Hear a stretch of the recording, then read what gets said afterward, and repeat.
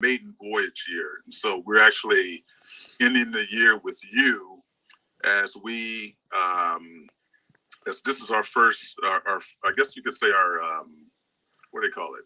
Not our first episode. What do they call it? Our first season, I guess you could say. Yeah. So we wanted to really end the year by looking at 2021 and kind of getting like a really broad perspective around the economy and Black America and really what we could look for moving forward into 2022. So we thought you would be the perfect guest for that. So thank you for coming on today. Sure, absolutely. Glad to be here. I'm looking forward to talking about all of that. Good. So, you've been involved with a range of activities and really thought that you would be the perfect person for this. As you know, you're pretty active in the community as an expert, leader, mentor. Some folks even see you as an uncle. So, generally speaking, what is kind of the overall mission of what you're doing and what you're providing through all your enterprises to Black America? Well, I think that freedom is a great place to start. When they talk about the inalienable rights, this is how I explain to my daughter what I do for a living and what I think she should do when she grows up. I started talking about the inalienable rights, life, liberty, and the pursuit of happiness, right? And so I said, what does that really mean? We know what it means to have life. Liberty, we think we kind of know what it is, even though studies actually show that we don't live in an actual democracy anymore. The experts are now saying that America is no longer a democracy. It's something else. But we know what liberty kind of looks like. And then also the pursuit of happiness. I said, so think about that, right? I said, you know what it means to be happy. Like if you're happy, you could tell me when you're happy. You could tell me when you're sad. And I said, so the pursuit of happiness, that means you're pursuing happiness. That means that, if you're in one place and happiness is in another place, you have to figure out, one, where happiness is located. And then two, you have to go pursue it. I said, so to understand what happiness looks like for you and where it's located, that requires self-awareness, just knowing who you are. And I think for Black people as a collective, we're still learning who we are, going all the way 30,000 years back to ancient Kemet, so whatever that journey means, find out who you are. So self-awareness is important. And then also, that ability to pursue happiness requires freedom, because if you don't have freedom, then even if you know what happiness is and where it's located, you can't go pursue it because you're not free to do that. So a lot of people on a daily basis can't pursue happiness because they got to get up and go to work for some white man who hates their guts. You know what I mean? Whatever, right? It's that basic, like those basic freedoms, right? So, but if you give freedom to somebody who doesn't have self-awareness and doesn't know what makes them happy, then they become very depressed and sad. Like when Deion Sanders talks about how he used to be, one of the richest athletes around and had all the women and all the fame and everything else, but he was very depressed. He was suicidal. And I think that came from the fact that he didn't know what would make him happy. He thought the money and the women and the jewels were going to make him happy, and it was deeper than that. So in my view, in terms of what I'd like to give to the world is an understanding of what that looks like, those inalienable rights, life, liberty, and the pursuit of happiness, which is linked to freedom, linked to self-awareness. And then at that point, whatever people want to do with that, it's up to them. But I think when a person is self-aware and they have freedom to pursue the happiness that they have decided works best for themselves, that person is usually going to unlock their superpower and become their best self. So that's the overall objective. Yeah, right on. So let me just follow up with that. So you did mention self-awareness, and I agree with you, man. I think that's like a really critical part of really kind of understanding the universality of things and really how you want to pursue that path without being end up becoming a product of the things that are going on around you. Where do you think Black America is in terms of its self-awareness, its level of consciousness on the spectrum of kind of moving towards that better pursuit of happiness? I think that we're getting better. I think that the cat's out the bag, so to speak, in terms of us starting to see our potential, starting to see some of the things that we might want to address, some of the things that aren't quite right about the way our country works. I think that we have a lot to be proud of. I think I collectively I see the needle moving forward. Just the basic idea that people are less afraid of being black than they were even 10 years ago. There's a time where just saying black would just scare people. We started the black business school. People are like, well, why would you call it the black business school? Like, people gonna find out that you're black. Well, ain't no wrong with being black. Like that's okay. Like, that's not a crime. And so I think that we're making progress in certain areas as long as we're guiding, as long as our bus is going in the right direction, as long as we're driving the bus. But when other people are driving the bus, they're driving it off a cliff. And I was talking to a friend today whose mother was a drug addict, and she talked about how traumatic it was to have a relative as a drug addict, and being in and out of homeless shelters, and in and out of court systems, and raised by the system, and then by her grandmother, how painful that was. And I said, with all the pain that Black people have experienced because of drugs, I have no idea why we allow people to promote drug addiction to our young people on the radio. Right. Like that just, I just don't understand it. I said, I get it. I hate drugs. My father went to prison for drugs. I saw what drugs did to some of my loved ones. Just zap their potential. And so that's an example to me of scenarios where that lack of knowledge of self, where other people are driving the bus, where the bus is getting driven off a cliff. So you don't have one outcome for Black people. Some Black folks are just elevating on every generation, and some Black folks are headed deeper and deeper into a bigger abyss. Boyce, let me ask you something, man. I want to go back to this pursuit of happiness. One of the things I used to do with, I have a youth program called the Wall Street Wizards. And I remember in one of our classes, I actually read the Bill of Rights and talked about the Constitution. And, and that's really where we derive the name for this podcast.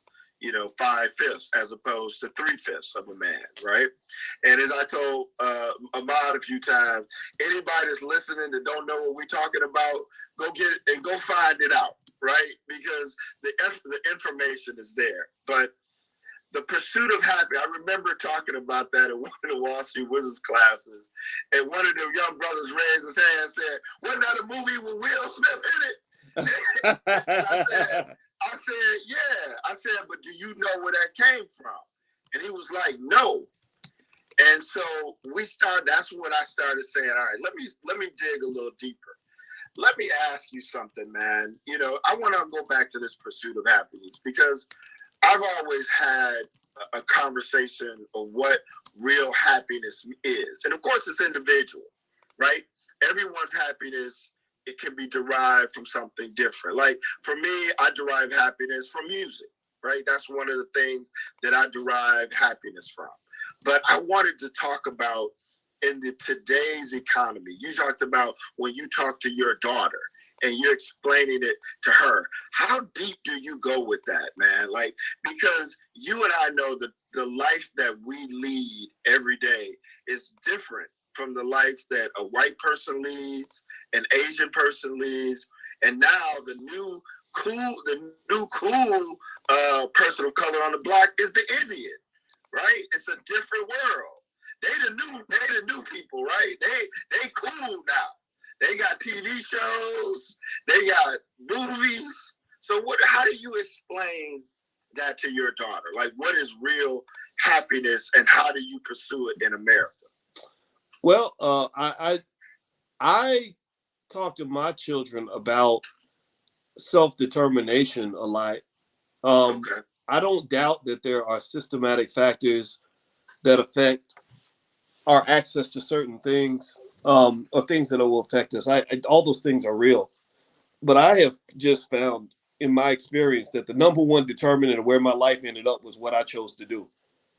Like that I'm not saying those other things don't matter. They do matter without a doubt. Sometimes we get real unlucky and things go wrong and all that. But, I think when you have somebody that just really understands who they are and what they're supposed to be all about, you can put them in the middle of anything. Like you can take a Bill Thomason or Ahmad and you can put them in the middle of a crack infested neighborhood and all that, but they're not going to start smoking crack. Like, you know what I mean? Like it's a choice, right? I talked to her a lot about the fact that I believe that that really kind of just saying, that who am I? How do I feel about myself? What am I going to personally choose to do? I think a black person has a right to do that now. Maybe in slavery it was harder to be self-determined as a black person because you literally had no choice. Yep. But ain't no white man never stopped me from reading a book. I've never met a white man who stopped me from starting a business. Man, maybe they might have stopped me from getting access to capital. It made that more difficult, right? But even then they didn't stop me. They just, didn't allow me to have the same access that he might have. So the access he might have to his banks might be different from what I might have access to. And it's not right. It's not fair. Nothing is fair. America is not fair. But I do think that in general, when I talk to the kids about being happy, how deep do we go? Well, we talk about things like, okay, how do you really measure your quality of life? How do you know if you have a good life or a bad life? What does that mean? Is it measured by how much money you make? I don't think so. That's a factor, but that's not the only factor. How much education you have? No. How much status you have? Well, that's kind of a artificial, fleeting kind of thing. So I say, okay. Typically, people measure quality of life in 3 areas: health, wealth, and relationships. Right? If I say, hey, Bill, hey, man, I ain't seen you in a minute, man. How you been? Well, if Bill is like, got cancer and he's about to die, he might be like, yeah, man, the cancer kicked back in and I'm not doing so well, right? That's health, right? Mental and physical health.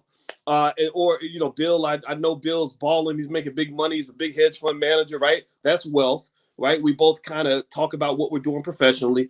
And then, I got married, and I'm like, yeah, I got married and met this beautiful black woman. That's my queen.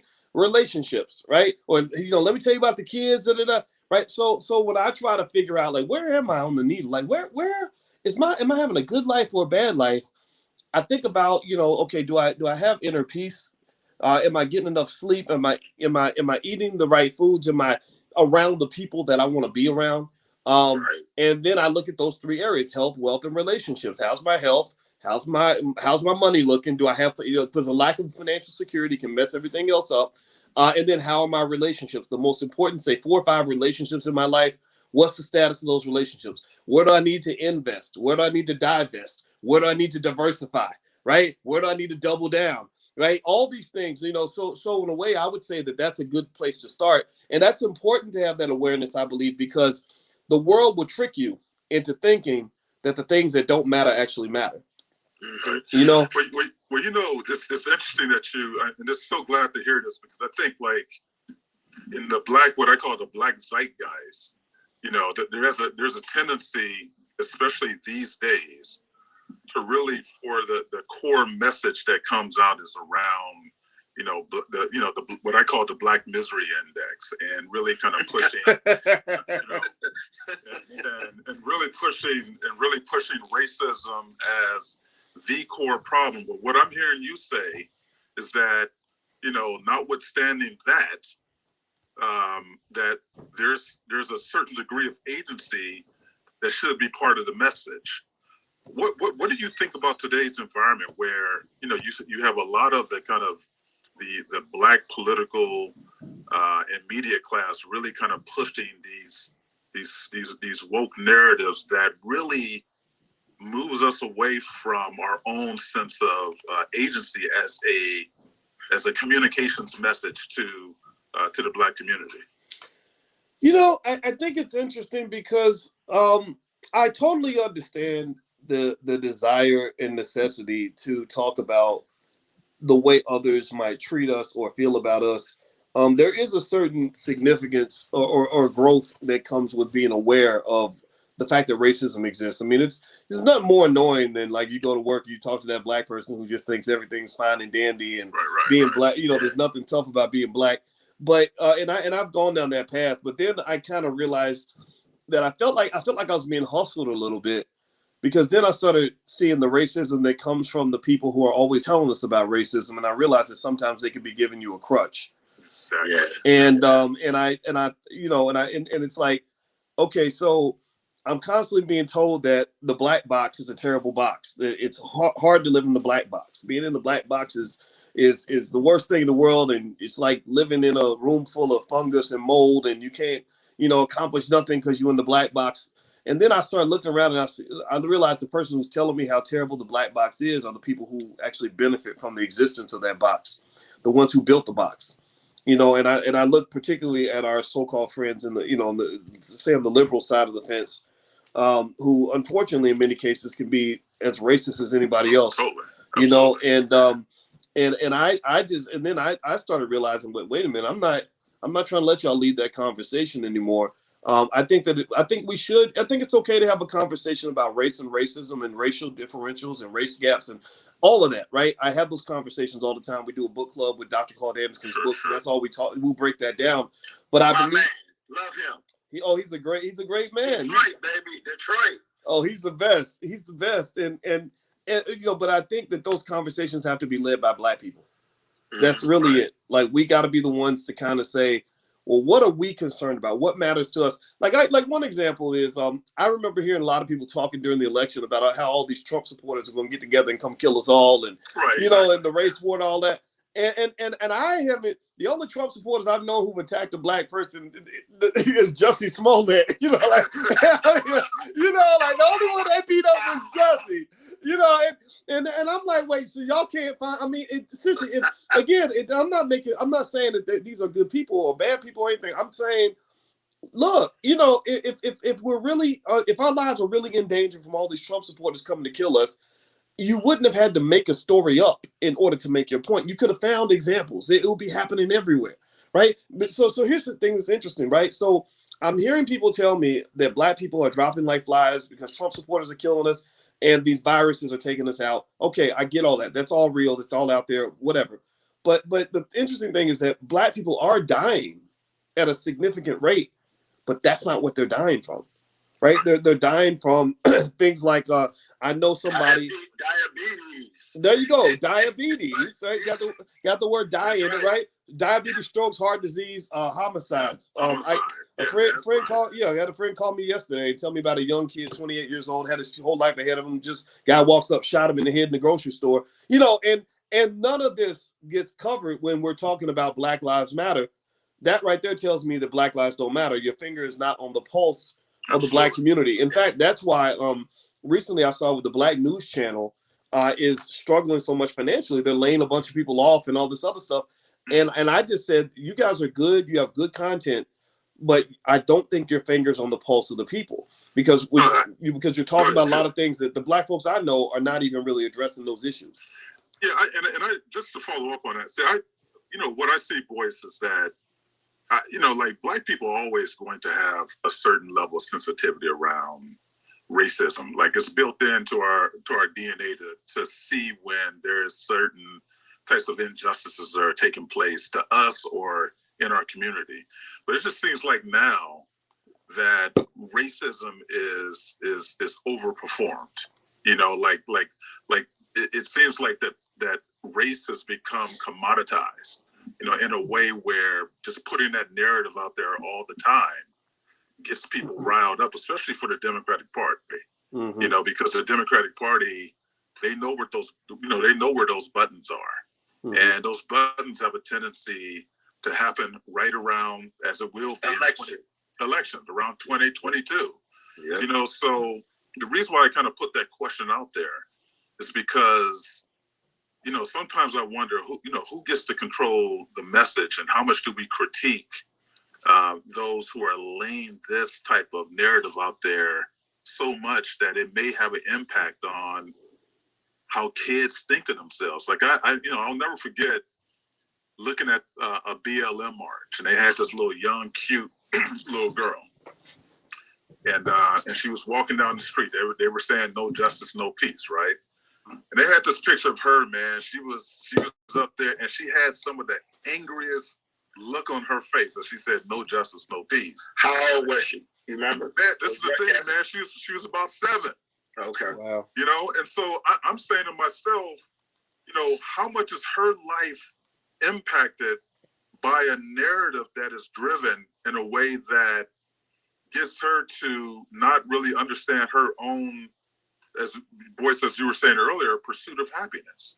Like, how much will this kind of dominate kind of the mindset that ends up like driving what she can be in life. And so that's only my concern. My concern really has to do with how much of that narrative get driven. And when I think of the Democratic Party and the Black political class, sometimes what I get concerned about is how the meshing of culture and politics, that there's no separation between the two at this point. That's heavy, man.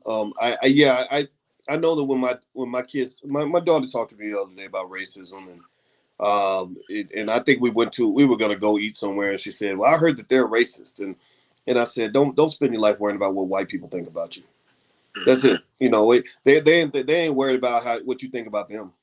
You know, they're not interrupting their lives on a daily basis because they're concerned about, you know, about how black people, what a black person said about them and all that, you know, and here's the reality about race and racism, because this is what I did. I literally had the conversation with her. I said, have you ever seen me talk about white people around the house? And she said, yeah. And I said, well, do you think I hate all white people? She said, no. I said, but have I said anything about white people that sounded like I didn't like white people? She said, yeah. You know, and I said, that's exactly right. It's because life ain't black and white. It's shades of gray. Everybody talks shit about everybody else. Totally. White people talk shit about us when we ain't around. We talk shit about them. You know, we talk shit about them. Asians talk shit about Arabs, and Jews talk about, like Muslims, and, but that doesn't mean you hate every single member of that group, but we have frustrations with each other. And what I think should sort of be the conclusion with this is, ain't nobody really gonna love you but yourself. It's when it comes to loving black people, that's our job. I don't need a white man to validate my existence for me to feel like I'm an important person. I don't. If I say the word Black Lives Matter, well, who are you saying it to? Who are you trying to convince? Why do you keep yelling it down the street? Like, you don't understand your life matters? If your life matters and you don't need to go yell it out to the whole world, you just live that. Right? So you're not a person, you're a person who thinks your life matters, but you're not a person who knows your life matters. Like, I know my life matters. That's why I don't have to say it. Right? So that whole campaign, that whole idea of somehow, feeling that if we convince white people to be nicer to us and to like us more, then our lives will be better. I don't doubt that things might change. I mean, I'm not saying that there isn't some progress that can be made there, but there's something weird about that. It's really a very subtle form of white supremacy, because remember, if you can't flip that script, white people are not sitting around protesting all day trying to get black people to accept them. Nope. They don't care. Exactly. Right. Hey, so Bill, Boyce, Bill, if you don't mind, I just want to hit this one here.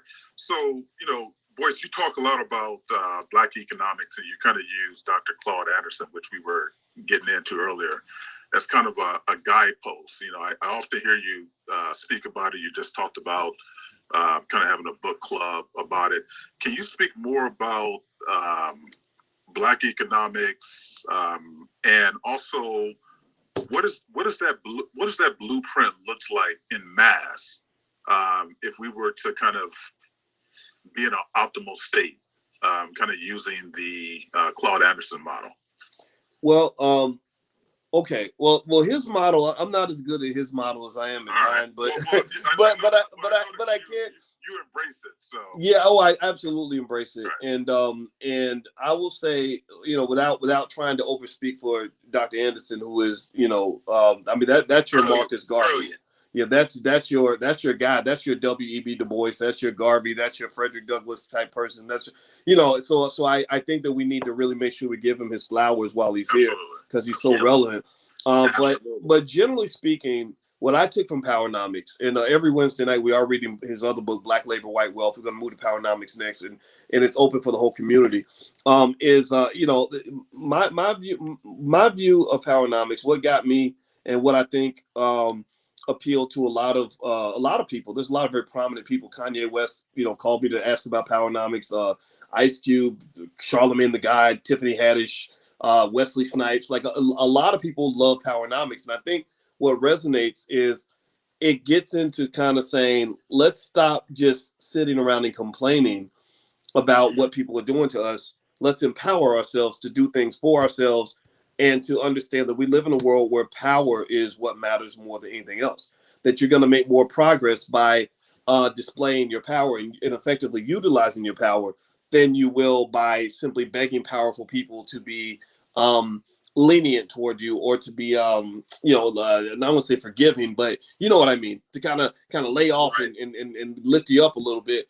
And so so I think Dr. Anderson's model is significant because it also goes back to economics. It goes back to the really insidious form of racism in America that nobody talks about, which is economic racism, economic apartheid.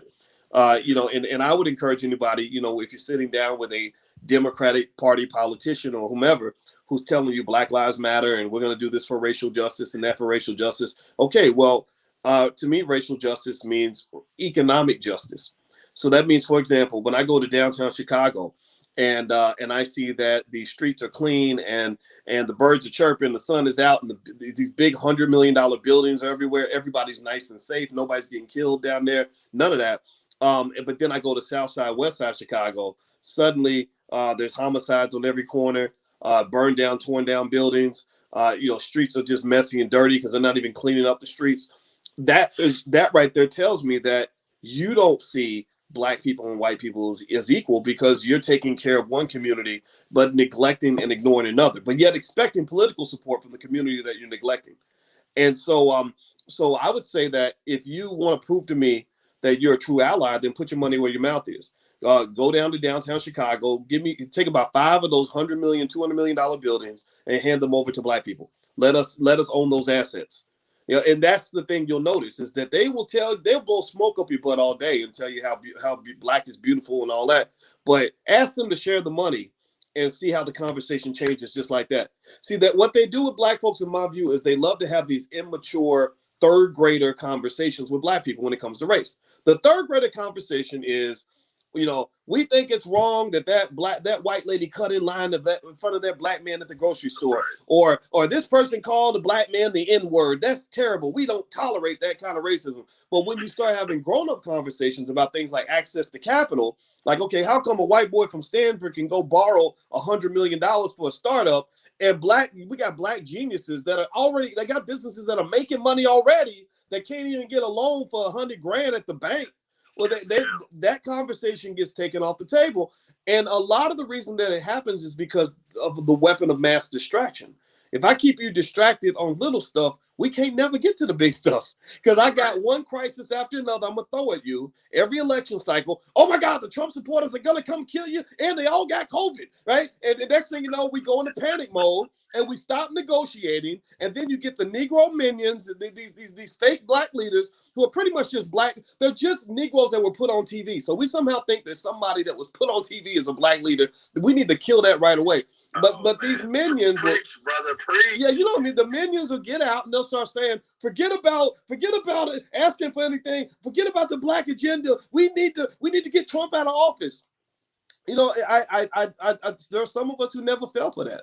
And I hope in the next election that we'll have more people that don't fall for the okie doke. If you can't sit down and negotiate in a rational fashion, with some sort of courage and willingness to take it all the way to the line, meaning like, look, I'm ready to lose this election if necessary in order to prove to you how serious I am, then you'll never get what you want.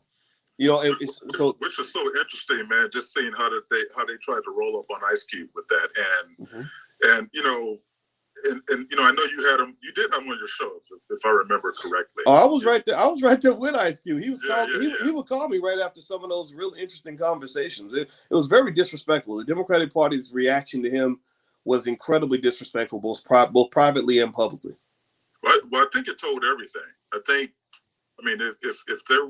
If there were anything that was considered to be hidden, I think after Ice Cube, the story was pretty much told. So in many ways, he kind of took one for us, man. But it should definitely send us in a direction in which we don't fall for the okie doke anymore. At least I don't even play in those woods. So Boyce, I want to throw something out, man. Here's a conversation I've had ad nauseum. So let's talk a little bit about that economics. So and banks. So we got a few black banks now, right? One is Greenwood in Atlanta? The one I that don't was think started Greenwood is by Killer Mike. Yeah, Killer Mike. Is that black owned? I don't know if tell me that's, it's not. well, I'm not gonna say it's not black owned, but I talked to someone from another financial institution who said that Greenwood isn't a bank, and I gotta understand exactly what it is.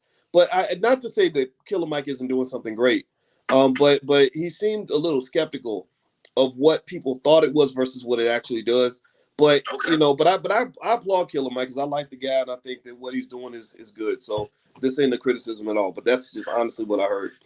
So the reason I'm bringing that up is I wanted to talk about, when you talk about black economics and you talk about how black business can't even go to a bank and get a loan. So I always come back to, okay, how many of us actually, as black people, have our money in a black bank? And let's talk about that for a minute. Because if we're going to talk about money and custody of assets and loans and investing, then we have to be in a position where we own and control the assets. Now, as Ahmad knows, I love telling the fact I'm born and raised in Detroit. I'm proud of that. And one of the things that Detroit had in 1970, they started a black bank called First Independence. It's still around, still rolling. The founder's widow is the majority shareholder. It is a black-owned bank. But like a lot of black banks, they're struggling because people don't put their money in them. And so that's a conversation I've had because I don't have most of my money in a black bank. I don't. But it's because they can't give me the services that I need and the resources that I need as a person who works in finance every day. And that's part of a conversation. Look, Ahmad knows I love just putting stuff out and being transparent and putting folks on blast. So I even went to the president of First Independent Bank in Detroit. Ahmad, you know how I roll. You know I'll pick up the phone and call somebody and ask for a meeting and say, hey man, here I'm a hedge fund manager. I want to come in and rap with you. And I just remember rapping with this cat at First Independence in Detroit and talking to him about you all need to invest in some things that would make, say, people like me want to put my money in a bank like this. Because the only thing they offered was, car loans and small loans. I don't even think they did mortgages, right? They had a credit card and they offer car loans. And then just your basic retail services. So part of it, boys, is why I'm bringing that up is there's also a conversation where we need to create the infrastructure for ourselves to support our own thing. Other communities have done it, right? The Koreans have done it. The Chinese have done it. The Japanese have done it. The Indians are doing it now, where they have their own banks and own resources in their communities where they can go. Because the first thing, when you're sitting about talking about we've got these black geniuses, let me be honest with you, man. Who's their first phone call? It ain't usually a black person. A lot of times it is someone white. They're trying to come out here to Sand Hill Road and get funding. Trust me, ain't a whole lot of brothers on Sand Hill Road, if it is any. So I guess part of what I'm coming at was, I love the fact that you're right, man. We got to learn to support our own, but at the same time, at some point, we got to start building our own infrastructure. Like I don't know about Greenwood. I don't have any money there. And I'll be blunt. I reached out to him on LinkedIn because I wanted to see if I could put some hedge fund money in the bank. Just open up an account and put a little money in a money market fund just to support them. I couldn't even get a phone call back. So I just said, man, that's part. See, to me, that goes to infrastructure, right? That goes, and probably they looked at me and probably said, well, that brother ain't legit. Because that's another thing we get, right? We always get questions, right? And I know as a brother with a PhD in finance, I know people look at you all, because you and I have rapped about this over the years. I've known you roughly, 15 years? Yeah. You and I used to have them conversations about, here you are a black man with a PhD, and people still question your qualifications and what you can and cannot do. Yeah, you're right. And I mean, I think there's people out there on the internet that still think my PhD is fake. They man, I believe it. You'd be amazed at how the rumors, I mean, it's it's hilarious. But what I find is that it's like you have people that have faith in black people, and then those that just, have been scarred for whatever reason, and the trust really isn't there. And that's honestly why you'll never hear me disrespect, my friends in, for example, the Nation of Islam or Hebrew Israelites, etc. And people make fun of the conscious community and Pan-Africanness and all that, which to me, that's about the most ignorant thing you could do, because those are actually the people who believe in black people the most. But they didn't kind of raise themselves with a narrative that says, okay, we're gonna do this black thing until we can get white folks to help us out. They're not doing that. They're not thinking that blackness is sort of faking it till you make it. Like, they see blackness as making it. Like I'm here, I'm in my community. I have people say that with the same things to me. Like, they'll say, oh, but you're doing so good with your podcast. One day you'll be mainstream. Maybe you'll be on TV. And I'm like, why would I want to be mainstream? Like, that's a step down for me. That's not, that does not appeal to me. That would be very stressful and irritating to me. I don't want to answer emails from a bunch of ignorant rednecks that saw me on Fox News or CNN that day, So ultimately, I think that self-love is critical, because that pours into what you're saying. If you care about something, if you value something and you love that thing, you're going to invest in that thing. You're not going to kind of treat it like the side chick. Like if you love a woman at the highest level, she's going to be your main chick. Now, don't mean you won't have a side chick. I'm not judging that, right? Guys people do what they do, but she's going to be your main, not your side, right? So black people, to some extent, have made ourselves the political and economic side chick of our most successful people, because you and I, all of us, grew up in a generation where your goal was to get out of the hood and to get away from, your own people. You know what I'm talking about, right? You get the house in the suburbs, the fancy job, and all this other stuff. And then, so what we realize now, in my view, is when you talk about self-awareness and self-love, you start turning inward and instead of outward. And that's where the infrastructure development comes into play. So I'll give you an example. A lot of times I'll hear about some famous celebrity where they'll say, I donated $50,000 to HBCUs this year or whatever. But then when you hear what they did with their real money, like $5-10 million, they've invested that in some startup in Silicon Valley, run by a bunch of nerdy white boys. Like how did that nerdy white guy get next to Nas when most black people can't get next to Nas, right? Well, it's because the nerdy white boy is connecting them to the big money and what he sees as the big opportunity. So what I've always said is that for those of us who are considered successful, I would rather see it be the other way around. Okay, you do your spare change projects with other communities, but your big boy money, when you make that $5 million investment, what is there in your own community you can invest in at that level? I think that those investments do exist. I really do. I just think that we see our people as sort of almost like an extracurricular activity. Like, I'm gonna spend my 9 to 5 working for them and building their companies and their communities. But then maybe on the weekend, I'll go back to the hood, go to a black church, or I'll go downtown and go to the boys club and donate a few hours to my community. So ultimately, what you were saying, Bill, about the development of that infrastructure, I realized that the most impactful I could be as a scholar was when, just to see the reverse here, when I was at Syracuse, I spent most of my time teaching kids who were mostly not black. It was mostly Jewish kids, Asian kids, etc. And they went on to Wall Street. They made a ton of money. And I would go and do what I could with my community, but I had to do it after work or when I wasn't at my job. Well, I became much more impactful, but tenfold, when I said, no, my main job will be spending that time with my people. And I spend so much time with black people that I could go 3 weeks without talking to a person who's not black. And that to me is I think a good model that we can seek out in terms of what it means to really develop a successful career as a black person.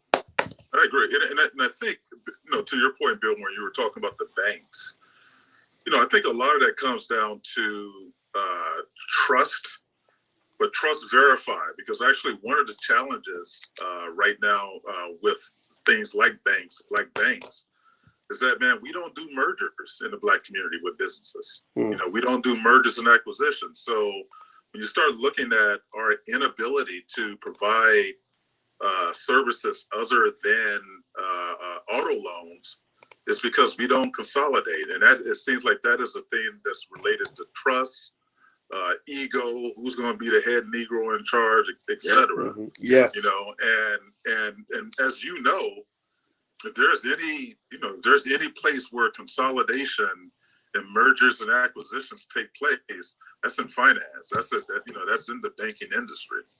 Because the banking industries that we have now, doesn't look like what it looked like in pre-2009. So that's just the nature of really how you build enterprise and scale, and we don't do that well enough. But also, that's an excellent point, by the way. My brother has actually spoken to me about that quite a lot. He's actually taken a position out in Tulsa where he's going to he's positioned himself to be a fund manager, and that's literally one of the things that he's talked about a lot is acquiring businesses and consolidation and all that stuff. And I agree with exactly what you said, Ahmad. And I want to be really careful when I tell people about the importance of ownership and things like that. Ownership doesn't mean you always have to be the man, and if you look at the model of Black leadership, our male egos kick in and we want to be the man, and then it becomes a competition and then nothing works, right? They're like, okay, well, he's the man, so let's go kill him or discredit him and we'll kill the whole movement, etc. And what I've actually been trying to, impress upon people is the importance of relationships. People think it's really weird. The last year and a half or so, I've been talking heavily about relationships. It's because I realized that the ability to maintain healthy relationships with each other, particularly us as men, that's your key to power. Bill Thomason and I have been buddies for a long time. We would go 5-6 years without talking, but every time I talk to Bill, I remember how great I felt talking to him last time. I don't even remember what we talked about before the last time we talked, but I remember it was a good conversation. He's a good man. So we partner together and we're powerful together. And it's very important for men and women as well. When you're talking about really playing this powernomics game, you have to understand power is a team sport and your ego has to be checked at the door. Be proud together, but don't feel like I have to be, my definition of success is that I'm better than that Negro over there. You got to be careful about that because that's very destructive, very toxic energy. Next thing you know, you'll be out here trying to conquer the world by yourself and you get your ass kicked. Yeah, you get smashed. Man, I was just sitting here thinking what you were saying, Boyce, and, I've always been critical of the Black church, of what they could do and what they're not doing. And I just thinking that's one of the reasons why I think you see so many Black churches, because that's one of the places that a Black man can go and he can be head Negro in charge. Yep. It's the one place in the community where he can go and be head Negro in charge and run things where nobody will question him. So, yeah. Well, I think that the preacher, the pastor, whatever you want to call it, I think that he's just kind of emblematic of how we construct a leadership narrative around Black people, which is the Moses model. So there's someone who has these skills that's going to transform a group of people. And that model has been a mainstay in the community. And what I think Boyce is saying, especially in today's world, that we live in a complex world, right? And things are nonlinear, and you cannot navigate in this space without collaboration. You cannot navigate in this space without networks, because complexity doesn't allow for you, to be that Moses figure or the kind of the great man figure. And so I think a lot of that right now for us, when you start looking at leadership, is really around how do we start telling the story? How do we start communicating the narrative of relationships and networks, as part of kind of this whole idea around economics, because, and I'll stop here in a moment, but, we are kind of now in a state of behavioral economics, and behavioral economics is not, it's not a linear way of kind of thinking. It's a very irrational way in which behavior gets to show itself. And I think so often, our preachers, that model that you're talking about, Bill, like, it's so easy to tell that story of deliverance, but that model of deliverance doesn't work anymore, man. Like, it has to be about a narrative of collaboration and driving networks, in the community. Yeah, well, that's where things like mental health come into play. I get frustrated on Instagram when I go to IG and I see some comedian that's got 2 million followers, but then I'll see some brilliant therapist who's posting amazing life transformative information, and they got 200 followers. Yeah, they got two. They get one like, on a post, and but the girl with the big booty got 100,000 likes. Right. I mean, that right there speaks to it speaks to very immature, short-sighted, very instant gratification-ish kind of behavior. It doesn't mean you can't appreciate that lady with a nice body. You can't appreciate the joke from the comedian. But the comedians are not going to lead you out of this mess that you're in. The comedians are not the one. The comedians are the people that have always, they've always, done well because they can make white people laugh. They're always going to reward you for that. Right. It goes back to slavery. Dr. Anderson documents that actually in his books.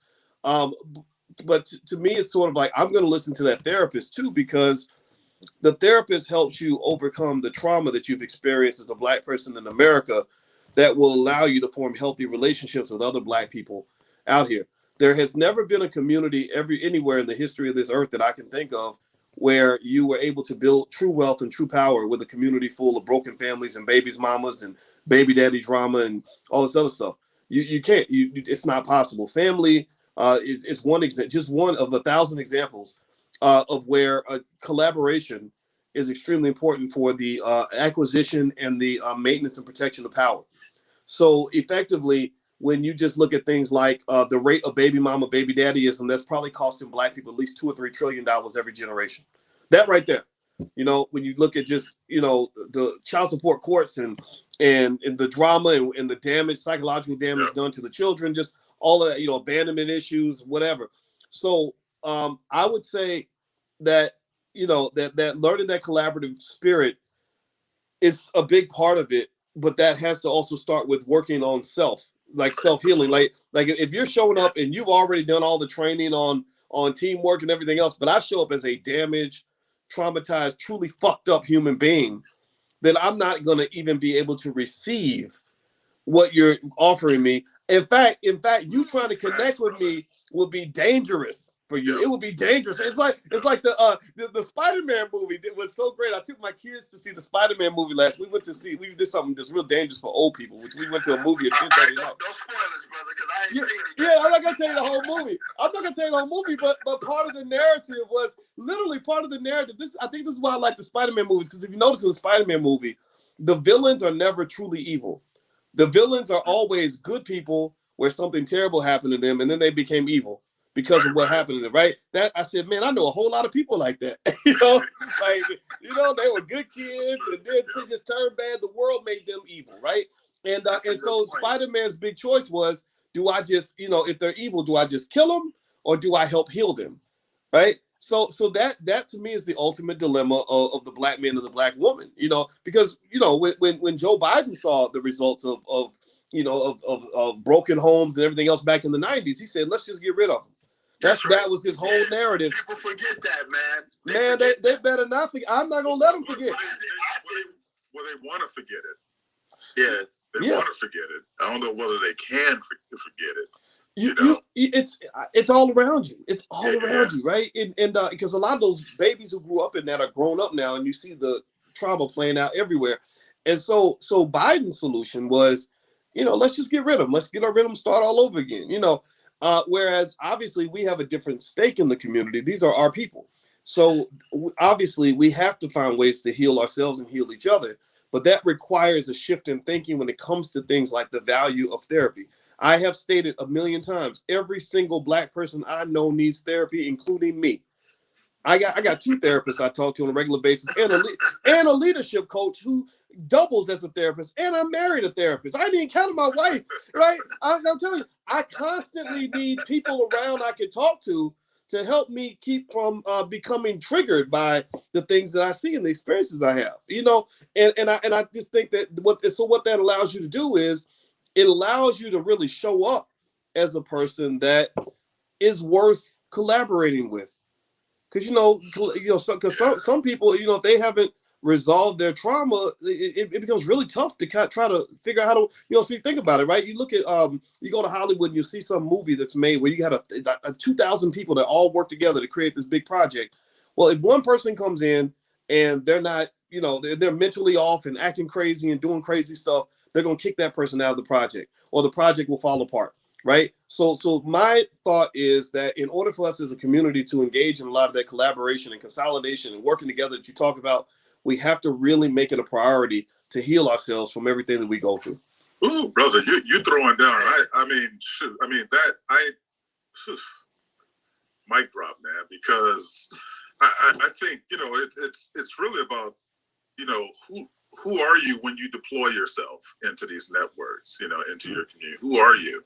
And I think that's what I hear you saying, man, is that there's a lot of work to be done before you deploy yourself and be a contributor in a way that gets to really build. And I think, Bill and I, with I Am 5/5, I think that's part of part of our work and part of our mission is that, we don't spend a lot of time talking about, dismantling systems, even though we know that those things exist as and can be barriers. But it's really about, man, like, how can we bring people in like yourself and others to really talk? And we've had some incredible people on here, but really to talk about your own sense of agency, your own sense of self-awareness, and your own growth, to how you can deploy yourself, man. So I think you really kind of nailed it on that one, brother. Appreciate that one. Oh, well, I appreciate the chance to talk to you guys, and I get passionate about this stuff, and you talk about triggering, like, I still get triggered sometimes, and I think that what it does is it causes me to talk longer than I should. So I appreciate you guys letting me get it all out, but I'm telling you, man, this whole, we're all in this journey together, and I think ain't nothing to it but to really do your best. We are all on some level highly imperfect human beings, and some of us are flat out broken in certain ways. But you can't give up on yourself. You can't give up on each other. And that's what I believe in deeply. So I appreciate you guys inviting me on and let me express that. Thank you. So we have a couple more questions for you, brother. We don't want to hold you too long here, but so Bill and I, we were talking about 2021 with the pandemic, and everyone's kind of talking about the what it looks like on the other side, the impact of that. What's your take on this pandemic and where that leaves Black America and Black people? First of all, I think it's got to the point where the bullshit is beyond digestible. A lot of fear porn, in my opinion. I'm not saying that it obviously isn't fake. It's not that this virus thing is fake, but the response to it doesn't make a lot of sense to me when I look at the numbers. But it does make sense, I guess, when you look at it through other people's perspective. So if I tell you 800,000 people died from something, that's a big number, and that's going to be very scary. And some people even know someone who has died. Sure. But the thing is, as a mathematician, I then go back to the percentages and I say 800,000. It's only a big number if you compare it to something, right? So if you compare it to the percentage of people who actually caught that virus, it's very, very small. And what tends to happen is that when we are in fear, we exaggerate the probability of that thing happening to us. So it's like if I watch the news every night in New York City and they tell me about 10 people that got killed in New York that day, I'm going to be thinking, oh, I might be next. I might die, especially if those people look like me, you know? And so I think that what I wish we could do is take the fear, take the information and just process it in the right way. You know, be safe. You have risks that exist, but everybody ain't going to die tomorrow. Most of us are going to live. You're probably going to live, right? And then you have to decide whether or not how you want to move forward at that point, you know. And so, you know, I look at our kids. Our son got tired of being locked up in the house and couldn't do anything fun, giving up his whole youth because, you know, of this thing that probably wasn't killing any of his friends. And I just told him, I said, go live your life, man. You know, you live your life. I mean, you're not going to die. And I think that's okay to say. And I think it's very sad that there are people who get offended when you simply say, I'm not going to stop living because of this thing. So I think that's the part that bothers me. And also just the medical apartheid of basically saying that people who don't put this substance in their body are not allowed to participate in life. In certain places like LA, they're going way too extreme. I think that's wrong. And I think the science is showing all of that, right? But it's so I think going forward, I'm a believer just in information. I don't really like the news networks anymore. I don't like the MSNBC, CNN, Fox News. There's none of that because what they're doing is they're not really just giving you facts. They're kind of giving you your opinion, and you can always tell who watches those networks the most because they literally repeat what they heard on the networks, and that to me that's a sign of brainwashing. So as a result, our country has moved closer than ever to civil war. There are researchers now saying that we're very close to a civil war, and I don't know if we're going to come back from that. So that's how I'm feeling. And I think who's the civil war going to be against? Who are going to be the factions in that? I think it'll be. I see the right wingers, the far right wingers against the far left wingers. You know, who've taken that more authoritarian position to say we're going to put these mandates and these laws in place. And then you got the people, say in the South and other places, who are saying, "Fuck you, we're not doing it." You know, and even the governors getting real bold and sticking their chest out, saying, "You know, you better not do that here." And I wonder if at some point it'll get to the point where the federal government is trying to impose something on the states, where, you know, in Texas they say, look, we got we got more guns than people, we ready for all of that. Like I wonder if there will be a point where there will be some sort of official standoff. You know, I think even down in Florida, I've seen Ron DeSantis do things with the National Guard, you know, and the State Guard and all this other stuff. And I just wonder if that's ever going to come to a boiling point. Sure, right. Sure. But I don't think it'll be like some war where a bunch of Proud Boys are going to get together and go kill a bunch of black people. I just haven't seen anything like that. I'm not saying white supremacists don't exist, but that don't scare me. White supremacists don't scare me. I mean, they can think they're superior all day. I know it's not true, so I don't really care. Well, you know, when we were talking about putting this agenda together, man, you know, Ahmad and I were saying, man, it's so much stuff that happened this year, right? Right? Like, you know, you talk about a pandemic, you know, it's on and on and on and on, right? I cannot let this conversation end, man, without me and you talking about crypto. Right? Yes. Like, we cannot close this out, man, without having a conversation around crypto and how is this going to be like the next new asset class, right? And I don't know if you've had, you know, you could tell Dr. Anderson, man, you got a young brother who has watched him like as a kid. I watched Dr. Anderson. His books, man, were part of my required reading in my household. I think I told you, man, you know, my mom was an educator, worked on her PhD. She actually did everything to get her PhD. She just never defended her dissertation because she was in the 60s and she was like, what's the point, right? She didn't really care, you know, but Claude Anderson, man, that was a cat, like it was part of my required reading growing up. what are your thoughts on crypto and its impact, not just on the community, but now I'm seeing more and more Black folks getting involved in it. Like, you just connected me with a woman who's a part of your organization that runs your Black Crypto Club. And I'm looking forward to rapping with her. So thoughts, feedback. I think you don't want to miss out on crypto. I mean, crypto is becoming more significant every day.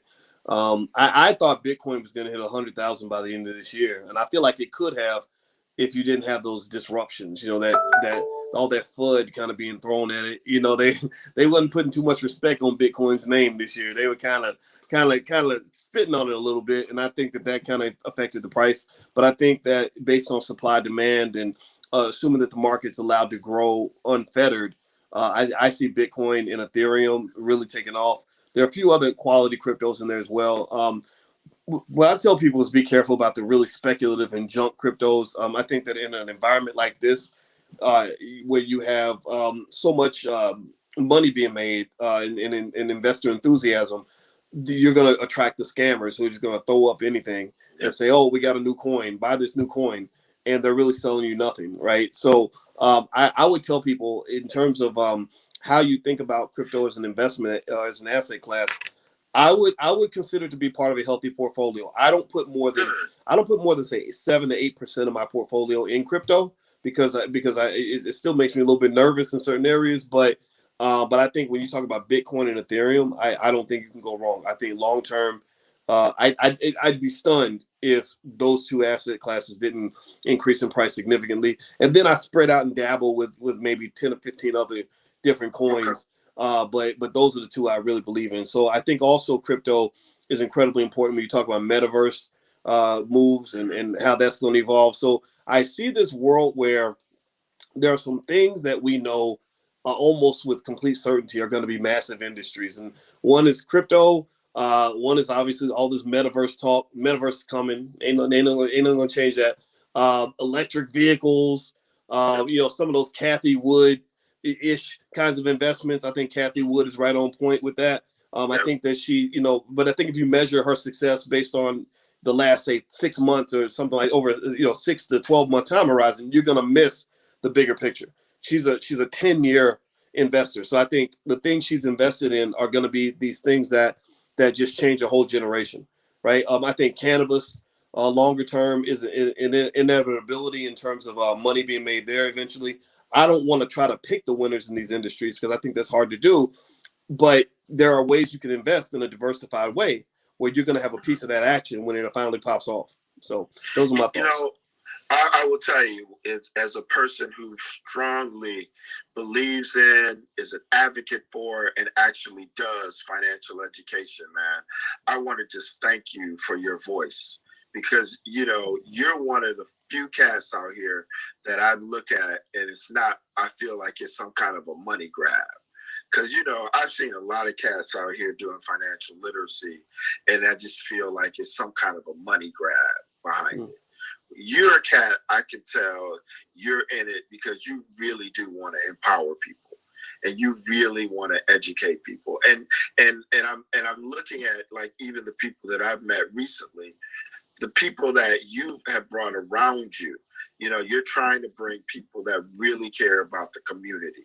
So, as we said, I think early, man, like with Claude Anderson, giving him his flowers, man, I want to give you yours because it ain't a lot of cats, man, that's out here really trying to do that and doing it from a perspective of holisticness. Is that a right word, Ahmad? Holisticness. It is.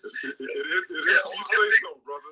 Hey, man. Leave it alone, man. Leave it alone. As I told both of y'all brothers, if I put both of y'all brothers' degrees together, I could start my own universities. Right? Between y'all brothers, y'all got so many degrees. I know Ahmad, I lost count on how many degrees that brother got. So but I want to say, man, as we man, we've been rapping for a little bit over an hour, man. And I look at this conversation, man, this would be one of those conversations that could go on probably for 2 or 3 or 4 hours. So, Boyce, all I can say is, brother, I hope this is not the last time we can get you on I Am 5/5, man. Yeah, we actually a regular cat. Yeah, we actually even talked about what we want to do is to periodically, man, just have folks like yourself come on, man, and just give some big picture perspective, really based on your industry, based on, what some touch points that you're seeing happening out there, man, just to give our audience a perspective that we're seeking to provide them. So with that said, man, as you look at 2022, so what's up for you in 2022, man? What gets you excited? Well, let's see. The first thing that's gonna happen in this ain't 20. This is 2021. Is I have a meeting in about 3 minutes, so that's the first thing. But no, it's all good though. I for the rest of the year, man, we're going to really just double down. I don't think when you're talking about what you're saying earlier about the the money and all and the money grab and stuff, I don't think there's anything wrong with making money. I run a hedge fund, brother. I know we agree. I know you agree with that. Yeah, and I think it's like, and just anybody listening, the money is not the issue. It's a matter of where your priorities are, right? So I will say that for us, the integrity of our people, the strength of our community, those things come first, and then if there's a way to make a living in the context of that, go for it. But to your point, you can't just sell anything for money, right? Mm-hmm. You have to be able to walk away from money. And I can say that it was in the beginning that decision to walk away from certain money and to realize all money ain't good money. That is, I think, the thing that anybody listening should consider is what money are you willing to walk away from? Because if you would take money anytime, anywhere from anybody, then you will eventually dwindle into nothing. You will become a shadow of yourself. You won't recognize who you are, and you won't like that person very much. And so, with that said, in 2022, man, I got a book coming out. It's called The 10 Commandments of Black Economic Power. That's going to come out in March. Also, we're doing some big events. We're doing a generational wealth conference with Julian Gordon, a real estate expert. We are going to have. That's a Bay Area cat. Yeah. I know that brother. Tell him I said hello, man. I will. I know that brother. Yeah. He was at Stanford back in the day. Yeah. I think he used to hang around the Wizards program.